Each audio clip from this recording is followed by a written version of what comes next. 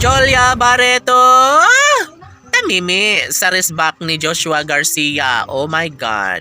Dahil nga hindi nila alam ang katotohanan na mayroon pa ring pagmamahal na namumutawi sa mga puso ni Jolia Barreto at Joshua Garcia.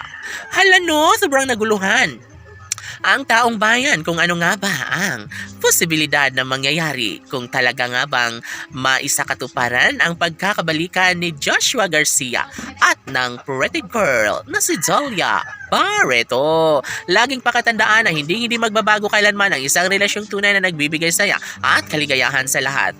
Dito, nagkaroon ng malaking pagbabago, sana'y wag naman na matapon ang sumpaang tunay na nagbibigay saya at kaligayahan sa lahat. Deserve umano ni Joshua Garcia ang pakamamahalin at pakaiibigin siya ng dalagang si Jolia Barreto. Ano pa at marami ang kumukontra sa kanilang relasyon ay talaga nga namang never na mangyayari na magpapaapekto ang binata at dalaga sa kanilang tunay at wagas na pagmamahalang tunay na nagbibigay saya sa buong daigdig.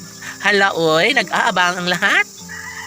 At ito lamang ang kanilang tanging pinakapangarap na sana'y darating ang tamang pagkakataon na maisakatuparan nga ang pag-ibig na nagbibigay saya at kaligayahan sa lahat. Of course, isa ito sa pinakapangarap, pinakahinihiling ng taong bayan. Never na mangyayari na magkaroon nga sila ng posibilidad na maibalik at maikasal pagdating ng panahon si Jolia at Joshua. Siyempre, ito na ang isa sa pinakahinihintay at pangarap ng lahat. Sana'y wag magbago. Dead man na lamang ng Josh Lea Love Team ang mga bashers na wala ng ibang hinahangan, kundi ang tuluyang pagdawasak sa relasyon ng Josh Lea Love Team. Of course, sila lamang umano ang nararapat na magkatuluyan para sa isa't isa at isa ito sa pinakahinihiling ng taong bayan. Never na mangyayari, never na magkaroon ng pagbabago, lalo na't desidido naman si Joshua Garcia na gawing makatotohanan ang relasyong tunay na nagbibigay kilig at kaligayahan sa lahat.